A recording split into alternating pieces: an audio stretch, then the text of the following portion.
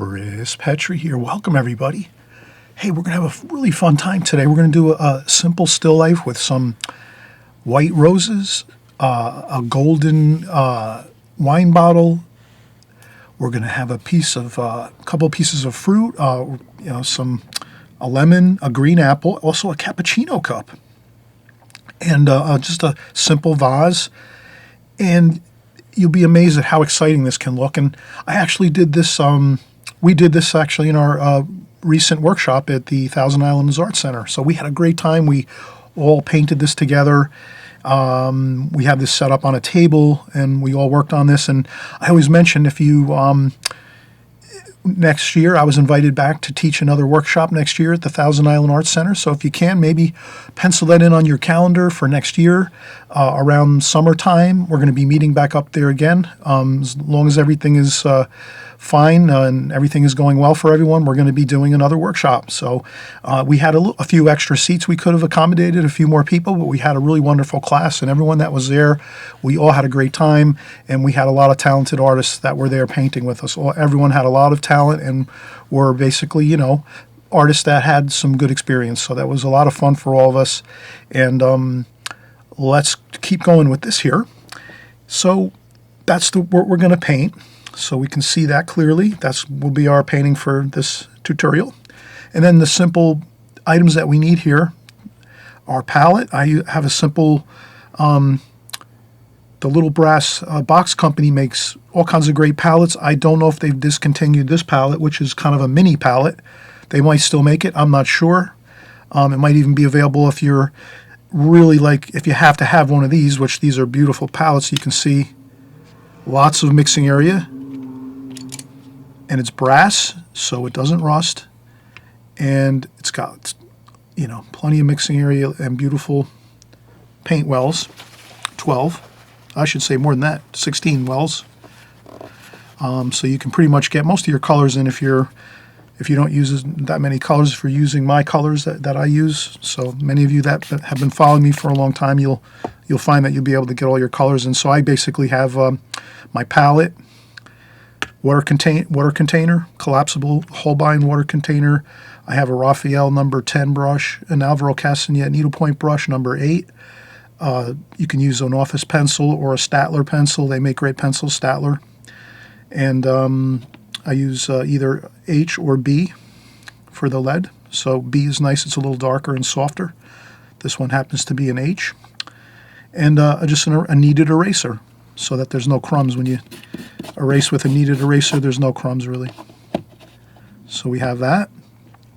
I have Fabriano Studio watercolor paper. It's the same as this. I use Fabriano Studio paper here. That's extra white, 140. This is the actual paper, Fabriano. It comes in pads. You can get this right on Amazon. 11 by 14 pads. Plenty of paper there. Handles beautifully, and it's works fantastic for compositions and for finished paintings as well. And so that's pretty much our setup, and then a water. We have everything pretty much, and that's all we need. Now the still life, if you wanted to actually have your own setup where you create this in your studio, in your home, in your kitchen table or your living room, if you want to set this up on a stack tray or a coffee table or something, you would just need basically a rectangular vase, clear vase like this. These are pretty simple. These are all your hobby stores and craft stores that you can. These are pretty simple, basic rectangular vases. So I had that, and incidentally, we use these in our workshop. And then we had our roses, 2 white. These are silk. Again, I got this at the local Michael's hobby shop. They have beautiful flowers, silk flowers. So these are silk flowers. You can just leave these in a vase and for months and months, years and years, and they're going to look great every time you go to paint them. And I have a simple wine bottle. Again, it's a greenish gold wine bottle I have that I always keep, and I just put my flowers in there, and I have it set up in my studio. And what else do we have?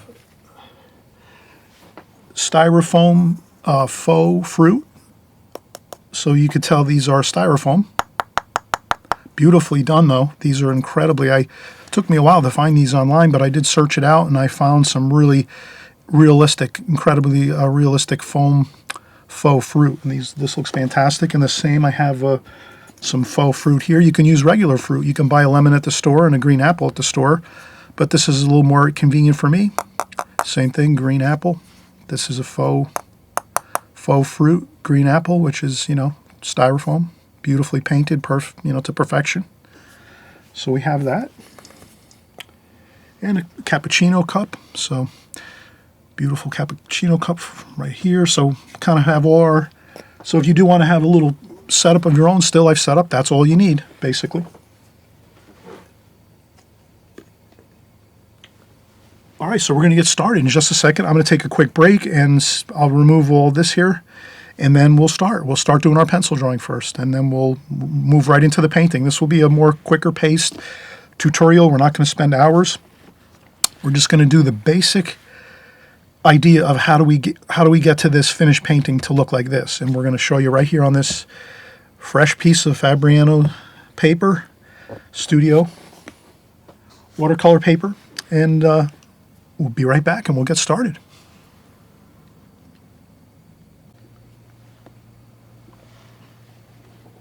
Okay, so we're going to get started now with our pencil drawing. So I'm just going to move my water container. We'll move our brushes and pencil.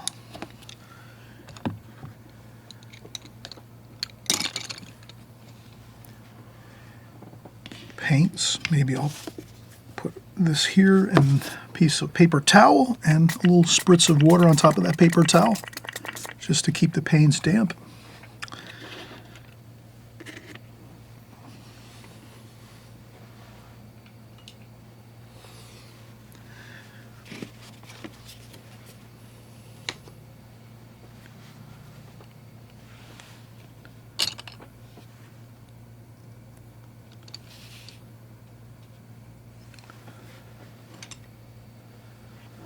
Okay, so let's start out.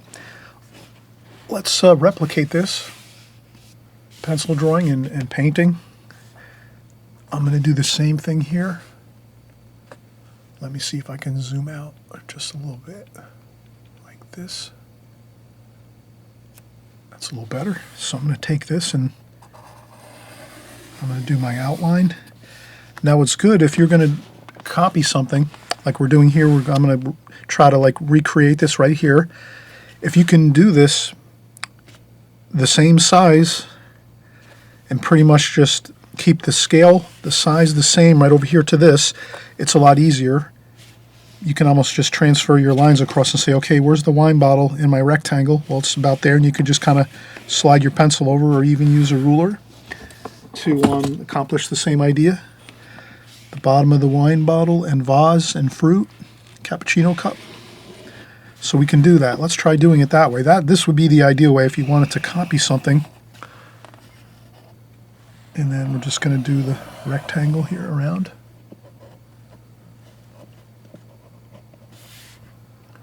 And I'll go right up to this point here. Like that. Okay, so we have our rectangle drawn in with our pencil. And then we're going to say, okay, our job's pretty simple now. We can just take this and sort of transfer it over to this. Now we're not tracing it, but this is as close as tracing as you can probably get, really. So I'm just going to take my bottom of my tablecloth, or the top of my tablecloth, bottom of the still life items here, and just transfer this over and say, okay, it's about there. I make a hash mark, and then I just make some kind of curvy lines where we're recreating the tablecloth that was on the table here with a couple pencil lines just to let us know there's some folds in the tablecloth like that. And then we're going to maybe do the same. Let's bring the wine bottle, the top of the wine bottle, across over here, and we notice it's about here. And then maybe we can even look at this and say, where's our wine bottle and vase and roses here on this painting. It's not quite centered. Probably the center is about there. So the center is probably where the wine bottle meets the vase here. So maybe we can just make a center line here a little bit. Just a very super light center line like that. Barely visible. If I turn down my lights a little bit, we should be able to see the pencil lines a little better. And what I'll do is I will switch over to a B lead pencil because this is going to, you'll be able to see this a little better. So I'll do again, I'll go over my lines here. So this is my rectangle here. So I'll just go over this again so we can see this. Sometimes the lights are so bright when we're doing our videos here on YouTube that it's hard to see the pencil line. So if I use a B lead pencil, it's quite a bit darker so that we can see that. And then we have the folds in the tablecloth like this. It's a white tablecloth that we had on the table. So we just put a couple lines in there to remember that we have some folds in that tablecloth. And then we said approximately the center of the page halfway across. So even if we measured this and said this is 10 inches, 5 inches across, and I make a little tiny hash mark there, I say, okay, that's about where the bottle of the side of the wine bottle and the vase over here meet. So the center actually of the painting is this line right here, the wine bottle and the vase where they intersect or meet up like that. So that's pretty straightforward. And then as long as we have that center line, I think we can start there, and the rest is pretty much not going to give us too much of a difficulty. So maybe we'll start with the wine bottle first, because that is pretty prominent in the painting. The roses as well are prominent, but they're sort of, the roses are one of the roses is behind the wine bottle, so it would make sense to kind of do the wine bottle first and then draw both of the roses in, and we know that one of them is sort of behind the wine bottle a little bit. So let's try it that way. So let's do our wine bottle first, and I'm just going to start here at the bottom by the tablecloth, and we'll just go up. And let's do a preliminary sketch. Basically, just let's get a real light sketch in here and just kind of. So I'm going to do my wine bottle like this, and I might just do the wine bottle like this. And again, I'm just doing a super light sketch. I don't know if you can see that. You should be able to see that. I'm going to get the shape of the wine bottle first. It's kind of like an arch. If you drew a circle, you can get a good... That's probably the classic way to draw a wine bottle, is to draw the circle at the top of the wine bottle where it starts to curve up and then flow up the lines from that circle. But I'm just going to do an arch, a half moon. And then it's kind of the same thing. I'm drawing the circle there. And then once we have that, then we can just sort of get the lines here where the it starts to go up to where the neck of the bottle is here, and then it goes up. So I'm just doing a preliminary light sketch, and then once we have this preliminary sketch, then we can go in and... So I'm just going to do a preliminary sketch like that, super light, and then we're going to have this rose up here is... And I'm not getting too detailed, of course. I'm just trying to get the basic shape of things. So now I've done my bottle, the two roses, then we're going to do a super light silhouette of just where the leaves are approximately in the on the flowers, the roses. There's some leaf forms. Maybe if I don't make it exactly like this one, that's okay too. I'll try to make it as close as I can to what I'm seeing here. Then here, there's the top of the vase, and that's about there. And that comes down straight. It's basically a rectangle or a square almost. And then I had a little bit of blue on the top of the vase, so I just want to make a pencil line there lightly And we're going to go over this with a darker pencil line so you'll see how the drawing goes in just a second. I'm just going to try to, again, do a super preliminary sketch, super light pencil line, barely visible, so that if we do have to correct something, we only have a very, very light line there, and then we can just erase if we had to a little bit here and there, and it's only a light, very faint, light pencil line. Does that make sense?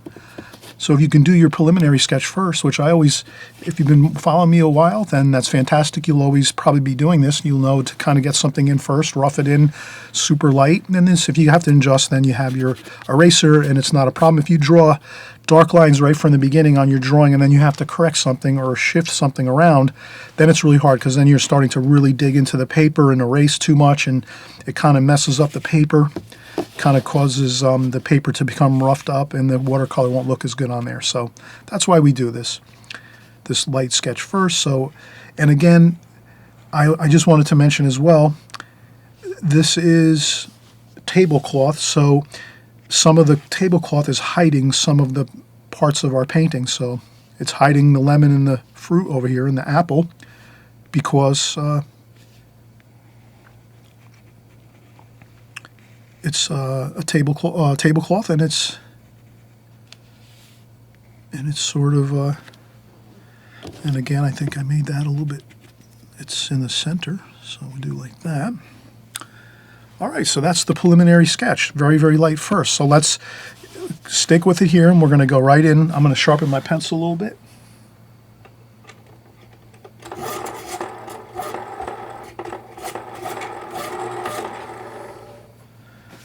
Okay, so now, again, I'll start right where we did before, at the bottom of the bottle here, where it meets this tablecloth, and let's go up, and then I'm going to say where is the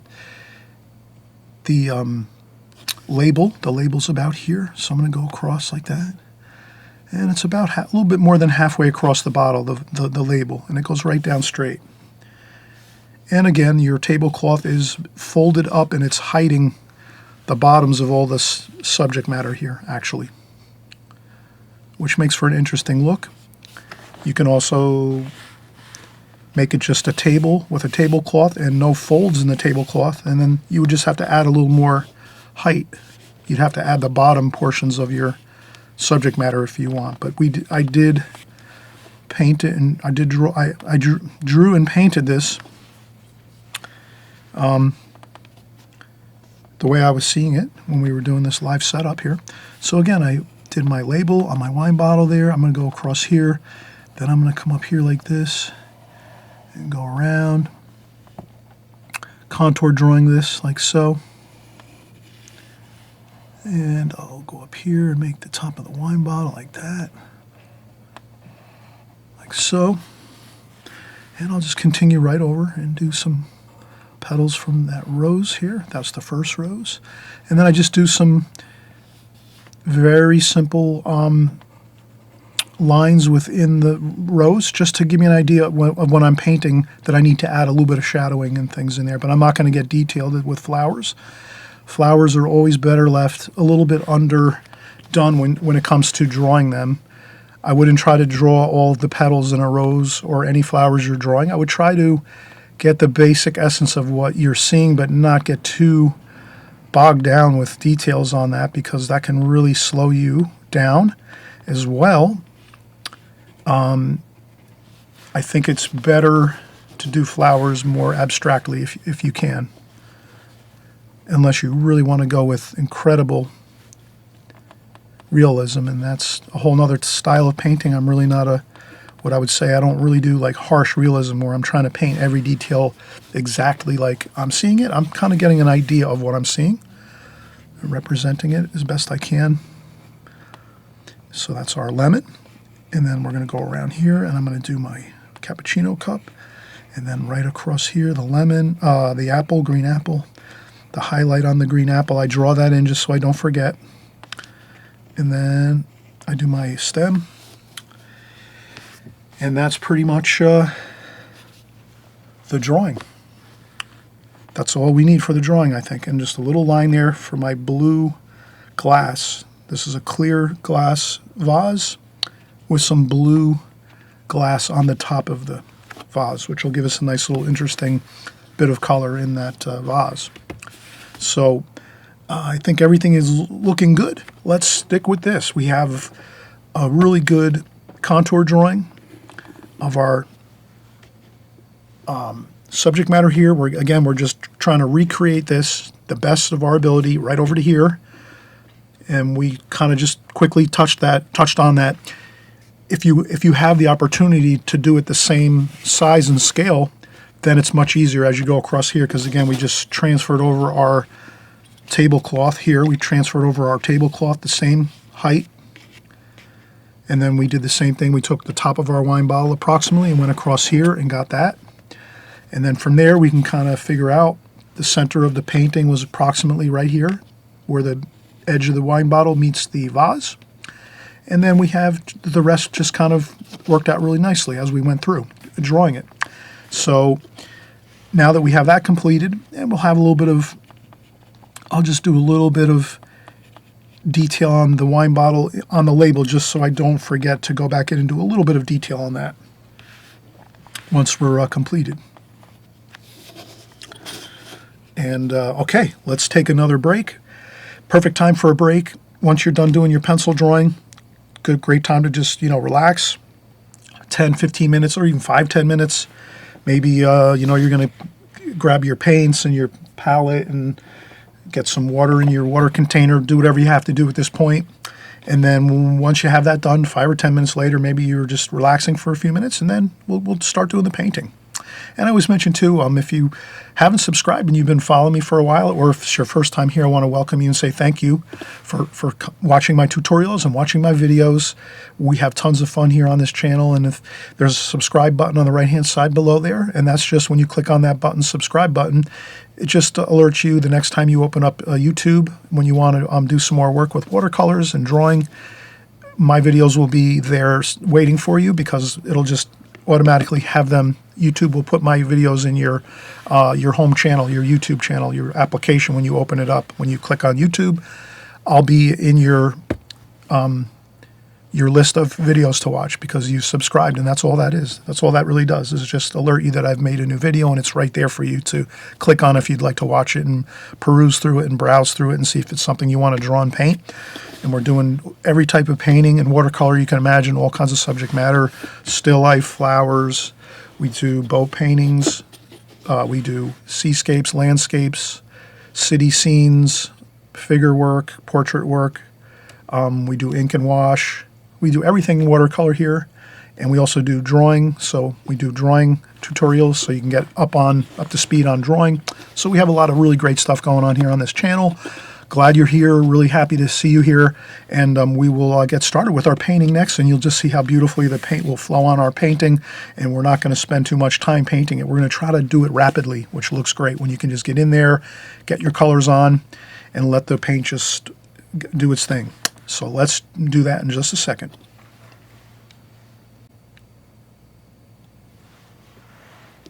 All right, so we have completed our pencil drawing, our contour drawing. We're all ready to get started with the painting. I'm just going to have my palette here. I'm going to put it down here. So I'll put it here. I'm going to try to be really super careful when I'm mixing my paint so that I don't splash on this painting here.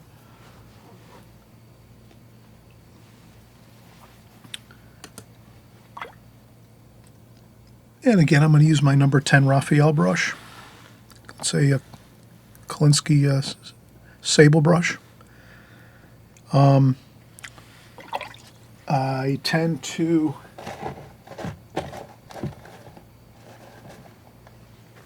have a tissue in my hand many times to take a little water off the brush occasionally if I want to have a little bit of a more straight paint. Out of the palette, straight paint, I'm going to try to rinse my brush off and then go over and tap on a little bit on the tissue, or maybe a paper towel or a sponge or something. So if you can try to adjust how much water's in your brush hairs, that's a big help when you're doing paintings in general. So just, if you think you want a more richer, darker color, you'll probably want to take more water off your brush to get that darker, richer color. like the darks here on the greens and the golds here, and the darker greens and golds around the top here. If you want lighter washes like here on the bottle, over on this right side of the bottle, or on the lemon down here, or lighter washes in the vase, the bottom of the vase here, you're going to want to you can leave a little more water in your brush hairs. So it's kind of a fun thing to do, just to remember to, always have the option of drying off a little bit of water on, a paper towel or a tissue or a sponge, if you want to leave a sponge by your water container, or some paper towels. Or I use an apron most times when I paint, so I sometimes will just tap my brush on my apron like this quick and then go back in and work. So let's get started now. First thing I'm thinking is, what do I want to start with? Probably I'd like to start with I'm going to start with the bottle of wine, the gold colors, and maybe I'll also work in some dark greens too. I'll do those next after the bottle though first. So I'm going to do the bottle first. So I'll go in, rinse off the brush, get some water on the brush, dry off a little bit, and then I'll maybe mix some yellow, cadmium lemon yellow. So cadmium yellow, cadmium lemon yellow. Maybe I put a little touch of raw sienna and yellow ochre. I think raw sienna is a little better. It's more transparent. So I just get some good color on my palette. And what I'd like to do is, let's mix some paint first. Before we just go right in and start painting, let's get some paint going, mixing here. And nothing too fancy, just, let's get some gold for the bottle, and then some raw umber even too. Raw umber is a little darker, so we can keep that up here, like that. We just get it out on the palette, so we'll have it ready to go, and we can just continue to paint. And then maybe some sap green up here, like that, with some raw sienna and some raw umber. Maybe a little bit of cadmium yellow. Raw umber. So we'll have a little bit of a darker dark there, like that. And let's see if we can add a little bit of French ultramarine blue. Maybe over here, some French ultramarine blue with that mix that was just left in my brush, just to have like a bluish green for some darker darks. And I think that's a good start. So let's kind of plan that this is the start of the painting. We're going to get some of that gold color for our bottle, some darks here with the greens, and raw umber for maybe some of the shadows up here, and then a little bit of darker darks for some more of those darker shadows, maybe along the top of the label on the top of the bottle, and maybe some on the very tippy top of the bottle, the opening of the bottle, and then some green leaves here and there. So again, we've mixed quite a bit of paint first, and that's a big help. So if you can recall that if you mix up your paints first and get them onto the palette, that's going to give you an advantage, because then you can go in and really start getting a large bit of painting done. Whereas if you were just going in and mixing a small little bit first and then painting and then mixing, it would tend to kind of slow down your painting process and trying to get those large, beautiful washes on the paper. So that's kind of like the benefit of mixing your paints first in your palette for like a section. So basically we've mixed all of our paint so that we can get our bottle done, and even start working in a little bit of the greens of the leaf forms around the roses a little bit, and even some of the shadows for the rose areas, for the rose petals inside the roses. So just a little bit of simplification of it. Also too, I did realize I did not get some of those stems in the vase, so I just wanted to make some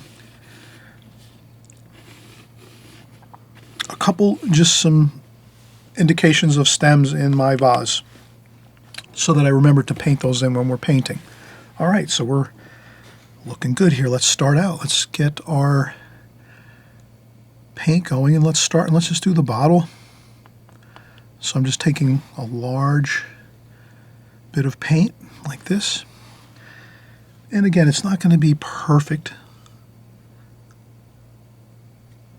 like an exact match, but it is going to resemble closely what we have over here. So we have that there, and we're going to go and do this too, like that. Now you can see it's pretty puddly. There's a lot of water and paint on my paper, which is really great. Now we can even say, all right, let's make this the cadmium lemon yellow, and let's just sort of leave that really light lemony yellow over for this side over here. Can you see how light that is? So that's a little bit lighter.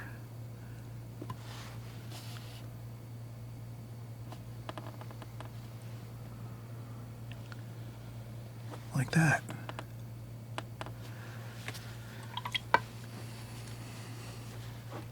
And then we can, again, I'm always looking for variations. So if you just get some paint strokes onto that bottle with lots of water, lots of paint, like we just mixed, you can just almost gently put it onto your paper and then just let it kind of mix around and flow around a little bit. You'll have a fun time doing it that way, and you won't have to work as hard. So you won't have to be doing every brush stroke. Maybe you can just get a little, get a good amount of water and paint on that bottle area, and let it just do its thing. It's going to mix around and flow and have a. And then here, what I'll do is I'll take a tiny bit of alizarin crimson, and I'll just add a little bit of alizarin crimson and yellow, just to give a little bit of color. And I'll mix it right over into the vase, just so that it ties in over there. And that'll be some color on that label, so the label doesn't look too stark white. There we go. Now, a little bit of lighter, just pretty much rinse off my brush, dry off the water, and just get a touch of the damp brush. So then now we're just going to use a damp brush here on this side of the bottle over here, and just see what kind of a effect we can get like that. See how we can do that? So now we have some interesting, really light washes on this side of the bottle. Let's say the light's coming this way. And let's do what we normally do. Let's make sure we just put a little light insignia like this. Like that. So the light will be coming this way.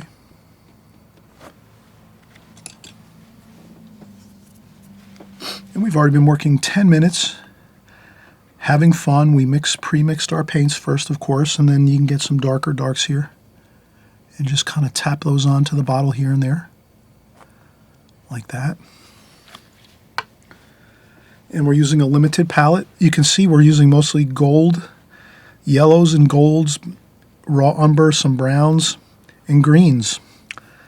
Let's keep it like this. Let's keep this color scheme here on this painting simple. Let's not go with a bazillion different colors. Let's keep it simple. We'll have more fun that way too, because we won't have to worry about all the colors and try to figure out which ones work with which colors. Keeping a color scheme simple is going to be a benefit to us, so let's do that. So the only drawback to having a palette this size is that it's, I don't have as much working space to mix more colors, but that's all right. We can just wipe this down in a little while, but we still have plenty of area to mix up some more. Let's mix some darks. For French ultramarine blue, raw umber. Let's start getting some darks in for our leaf forms. There we go. So we can do a few darks now. So now I'm starting to introduce some darks. I rinse off my brush, dry off the brush. Maybe I blend in some darks right over here on the bottle, on that side. It makes a nice tie-in to the bottle with some darks going in there like that. And then let's go in. Now we're going to have a little bit of a color change. Let's use some blue over here. That's for the color of the vase.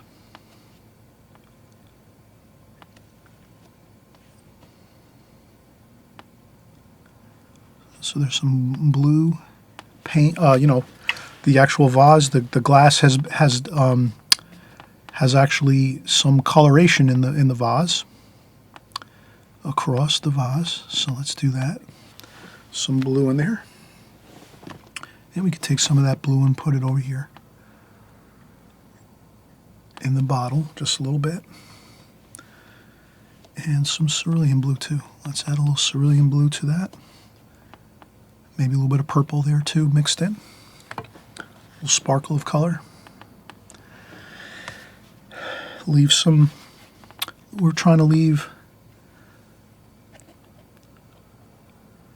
some white paper always. And then we're going to make some more sap green, raw umber, maybe a little bit of French ultramarine blue.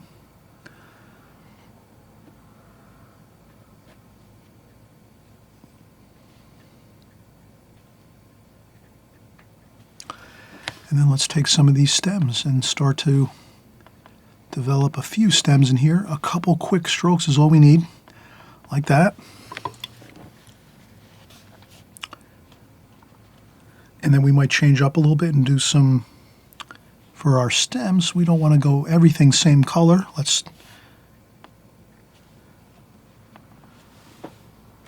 And we just do that. We add introduce a couple of different colors, a little bit of cerulean blue maybe, like that.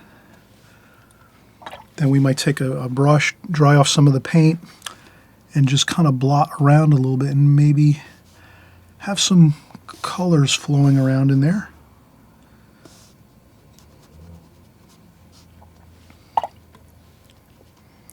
We'd want to have some of these gold colors too.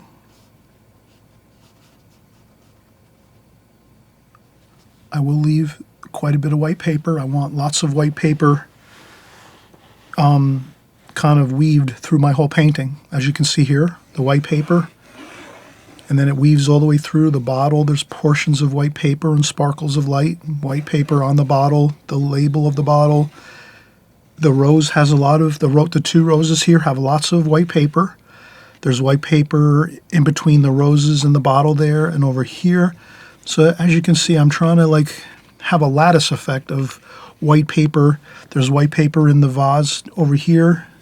So I'm trying to actually let that white paper work to the advantage of the painting. And I think you'll find that you really have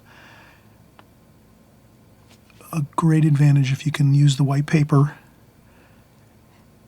to sort of create light in your paintings.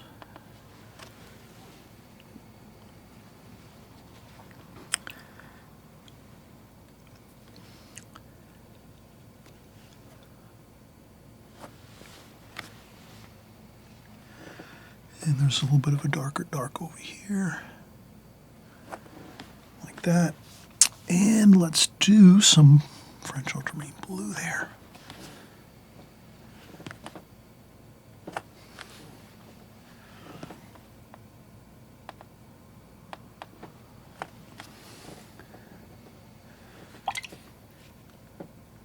And I think we have quite a bit of good color on the paper now. Can you see how we've really, just by mixing our original colors, which were the cadmium yellow, cadmium lemon yellow, raw umber, raw sienna, and then a little bit of the sap green with a little bit of French ultramarine blue to get our darker greens, we've sort of, and a tiny bit of alizarin crimson for some little highlights of some pinkish red colors, which you can still add in there. So you can take that little bit of alizarin crimson and let it fuse in here and there. Because we are going to add some alizarin crimson to our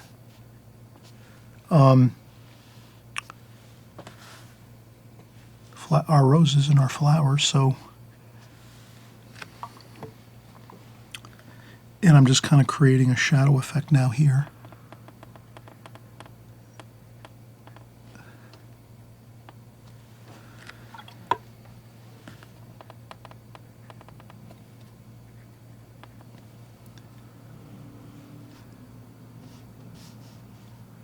So I'm creating a shadow effect in here where the bottle meets up with the vase.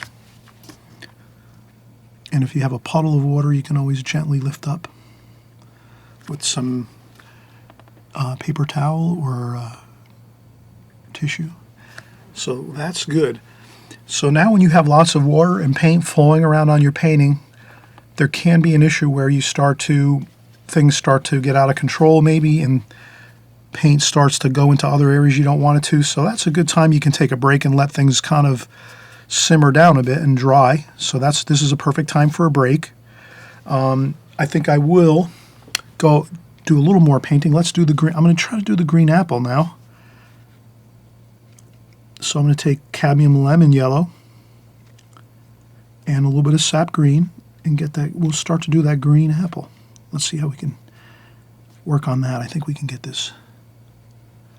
Okay, it needs a little more green. So I work out a little more green in there.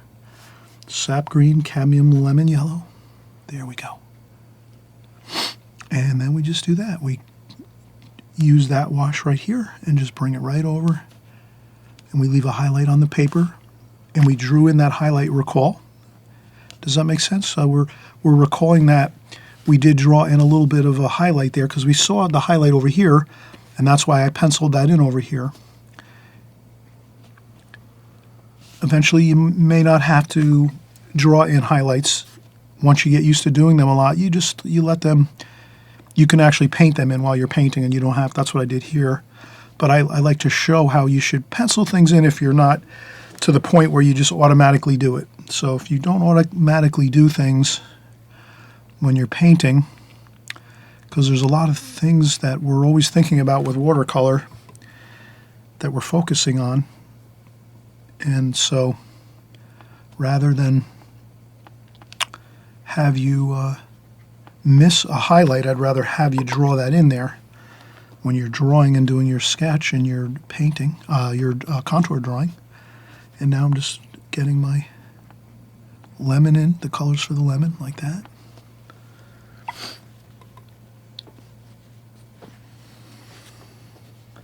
And I think that's good. And then we can even go in and do a little shadowing on our cappuccino cup, since there's nothing stopping us from doing that because it's all white paper, dry paper. So when you have that dry paper and there's no damp paper around it, and we're just doing the center of the cup where the opening of the cup, cappuccino cup is, that's all. It kind of works out good. Wherever you have dry white paper, you always know it's an easier time painting. Whereas if you have other wet washes like the bottle right now and the leaf forms and all that in this vase, this is a more difficult place to try to go in and do work because you've got that damp paper there, and that'll really sometimes cause you an issue of things kind of getting out of control with the wash. So we don't worry about that. We try to, if you have an opportunity to work in another area of your painting, on the other side of your painting where nothing is wet and you're just starting out fresh with a couple pieces of fruit like we did here, it's separate from over here, and you can come and work over here. So if you like to work a little longer and you don't like to take as many breaks, I know everyone is different. So that's what you can do. If you have a large enough composition like this, you can work around the painting, let this all dry, and come over here, and we work over on this area here. And then once this is sort of finished and we're done painting this area, then we can go back over here. And I'm just going to add a little more. And then when you go, I would say when we go back in, what I like to do is when I go back in to an area to add extra washes, and the paper's already wet with a wash, I always make sure it's more paint and not that much water. And that'll look much better, and the wash won't get unpleasant looking. And then I can even, really spice it up a little bit over here. Let me add some sap green straight. Even though that's a green apple, why not? Let's add some dark sap green to it, and that'll lighten up too. Always remember, watercolor always lightens up a lot when you're painting it. And then this over here, this is our cappuccino cup. That looks fine.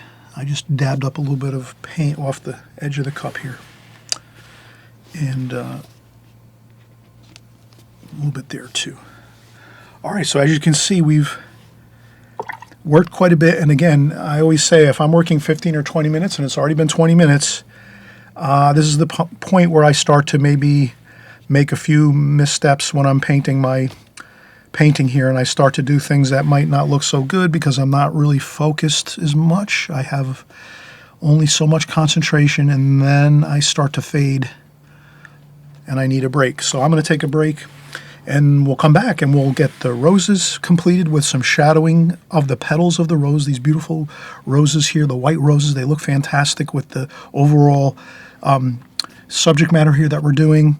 We'll get some shading in here for our tablecloth, our white tablecloth, with some shadowing, and a few more leaf forms around the side of the bottle and up here. And I think we'll have a completed painting, and we'll just do a few more, maybe some splashes. You know, I just want to try to add a couple splashes like that, just tiny few of those, and that looks fine. Okay, we'll be right back.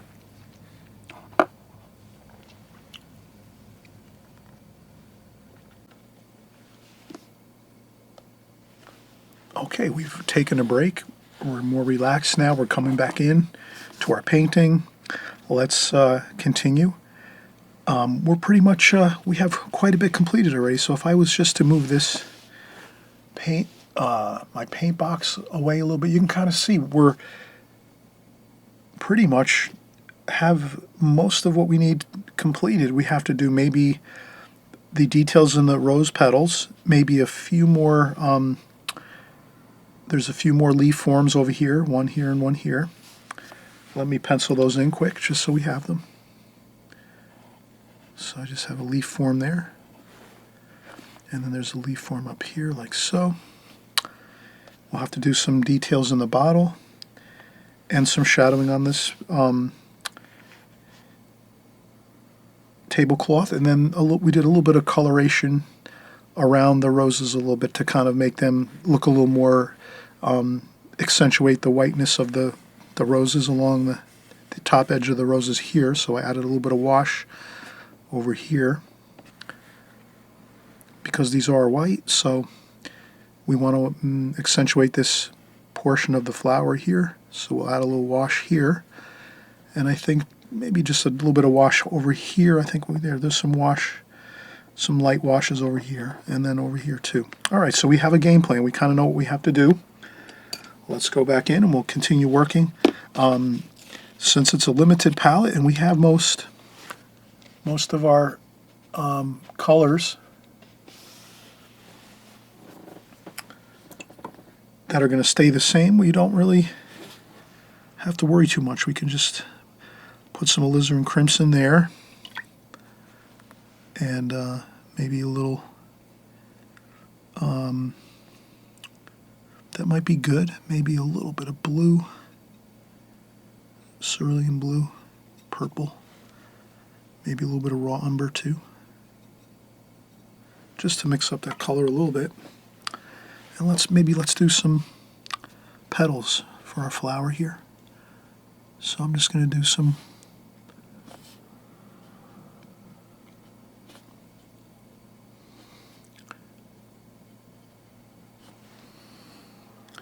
maybe a little bit of green in there too.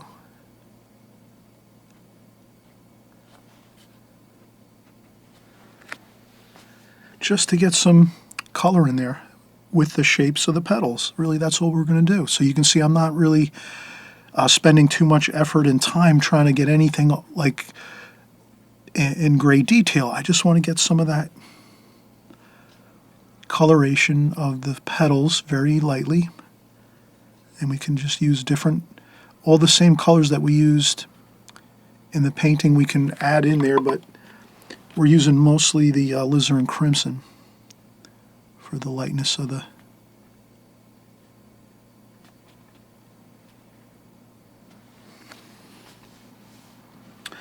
and I think that looks pretty good. Maybe a little bit of blue, just for a little bit of a shadow there, here and there, like that, and I think that looks good. Then we'll take a little bit of raw umber, and we'll do a little bit of color around the, and we'll do a small leaf form here. So there's a little bit of a leaf form there. And here too, add a little bit of, this will be a little darker with some touch of French ultramarine blue, like that. Here as well, let's do a little leaf form there, like that.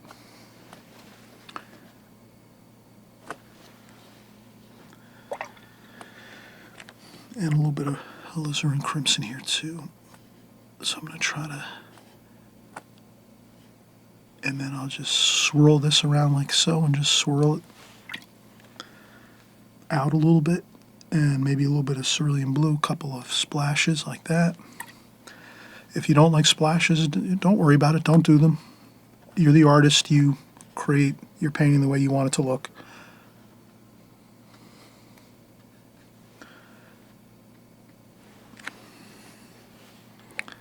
And I swirl like that, just a little bit.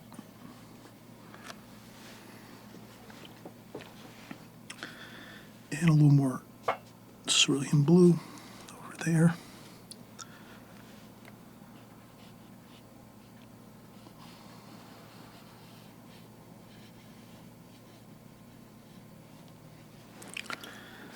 Just a little bit of some kind of swirling brush strokes,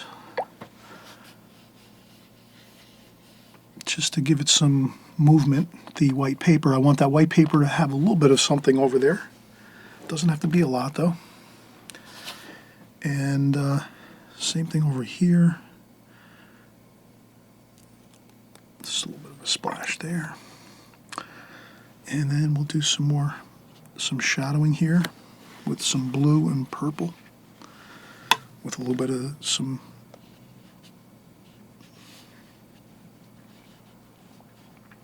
so I'll just do some shadowing on these folds in the cloth, and that's just a little bit of shadowing there, and there might be some shadowing there at the bottle.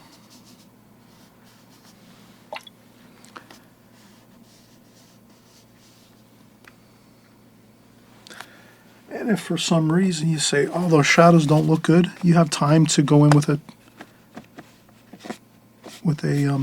tissue and blot up a few of them, maybe just to make them a little more subtle. And don't forget, the paint will dry. The paint will dry and look lighter. So the paint is always going to dry lighter. Always remember that. Whenever you're putting a wash on or whatever it is, it's going to dry lighter. So we tend not to panic when we see some of our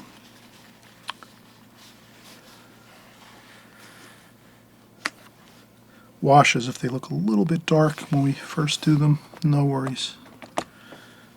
So we have a little color in the tablecloth here. We have, let's see, what can we do next? We have a little more green there.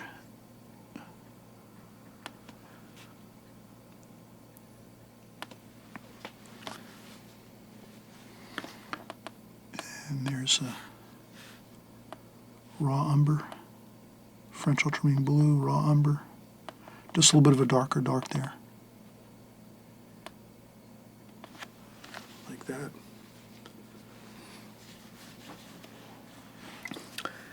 And we're just letting everything work its way around.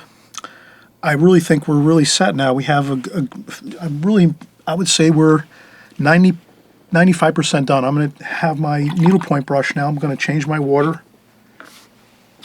So I just empty out my water, get a little bit of fresh water in here.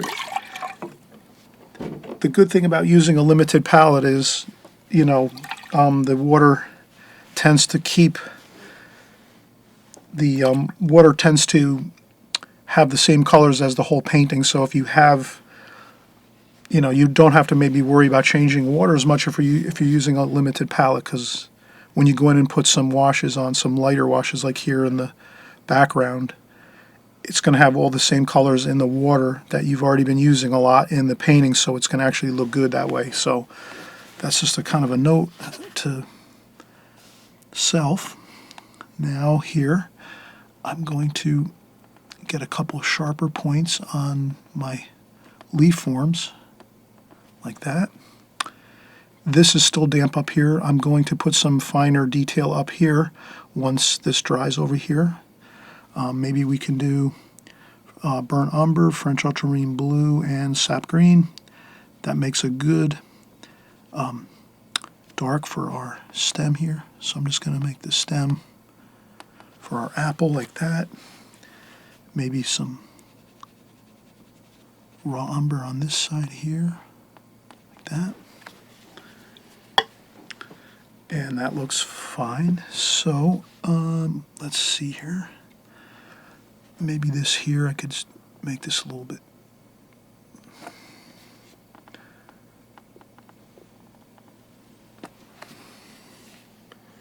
Okay, that looks good.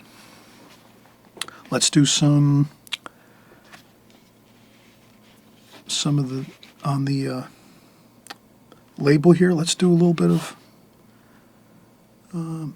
some red, some alizarin crimson, mixed with that green, burnt umber. Let's see how that looks. Let's do just a little bit of fun script, maybe like this. Good. The less you do here, the better. Just scribble something on there. Don't even try to write anything as far as legibly. Just try to get it on there. Any kind of scribbling that looks good. And then maybe there's a little couple berries on this type of thing here. So I'm going to do some berries like that. And then over here at the bottom, there's a couple other. So the details just, I wouldn't try to write any actual writing there. I think that looks good enough the way it is there.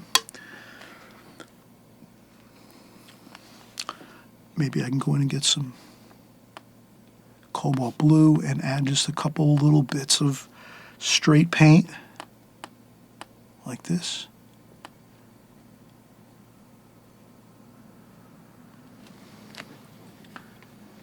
That might look good. A little bit of extra, so that's what I like to do. A little bit of extra straight paint, no water, just straight paint with a damp brush to add a few little zips of color that might look good.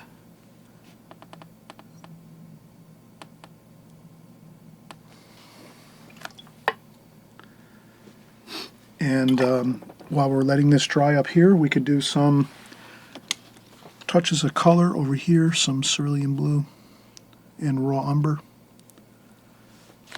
I rinse off the brush and then take off a little bit of water on the tissue, and then I just do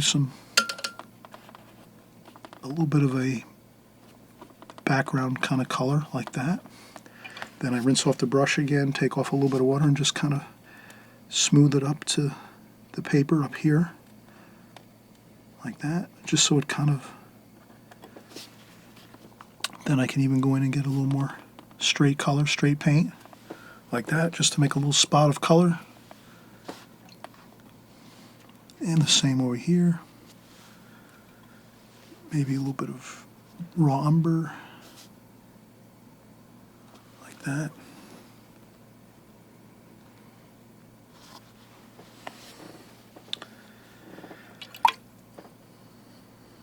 And that looks fine.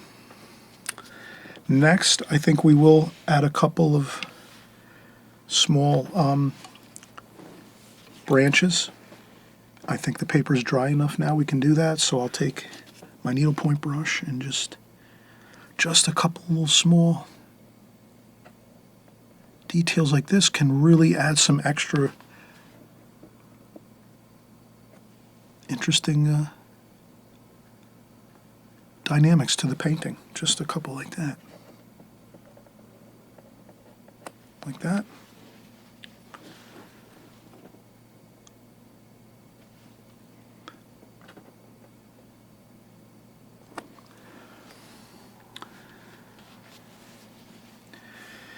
And if we want to, we could even go back in some sap green. So I'll get some sap green, mix it in there. Maybe we'll have another leaf over here.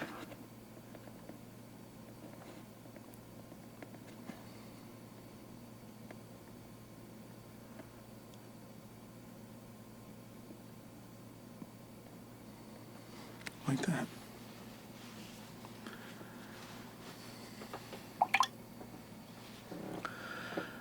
So you can add in some things once in a while if you like to experiment a little bit,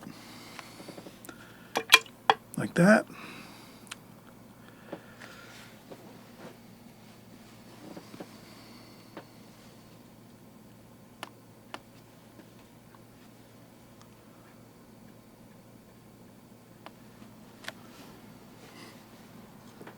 Okay, I think that is complete. If anything, you'd wait a day or two maybe, and you might think, oh, I could maybe touch up a few things. But I don't think we need to do anything else. I think this is pretty much a touch underdone. We don't want to fill in every line or keep going and trying to add things in. That can really be a problem, adding more things into a painting when we pretty much have it 90% of the way completed. So at this point, it's more preferable if we, like for myself, the way I do it is I kind of get it where it looks like it might need something else, but I don't worry about it, and I just let it go and say, I'm going to leave it a little bit underfinished. And then maybe a couple of days later or a week later, I might come back and say, oh, I could add a few more things, but I tend to usually leave it a little bit underdone, and then, again, there's no worries if you leave something underdone, because you know the colors, you can go back in and add a few things to your painting. But if I was to keep going and maybe adding more things, like more branches or more leaves, then I might be overdoing it and kind of getting away from the look we were looking to achieve here. And I think we have got this basic look of what we wanted to do over to this side, where we've created two very, very similar paintings, and that's what our goal was, to try to copy this one over to here and get a beautiful result, and I think we've done that. So thanks so much for stopping by and painting along with me. We have plenty more videos coming in the future. Every week we make new videos in watercolor, drawing and painting in watercolor. So this week it's flowers and a wine bottle and some still life. Next week we're going to create maybe a boat painting or a cityscape or maybe a landscape painting with beautiful trees and mountains or some ocean scenes. We're doing all different types of subject matter here on my channel. I'm hoping you're really going to gain a lot of experience and knowledge through watching my videos. And I always say too, if maybe something is not your favorite style of painting, maybe just watch it to learn the colors I'm using or some of the techniques that I'm using, because you can always learn about techniques watching a painting and not so much worry about what I'm actually painting itself, because I tend to use all the same techniques and methods as I work through all of my paintings, no matter what subject matter we have here. So again, thanks so much for coming by, and we'll see you on the next video very soon. Happy painting, and let's enjoy the journey, okay? Talk to you soon.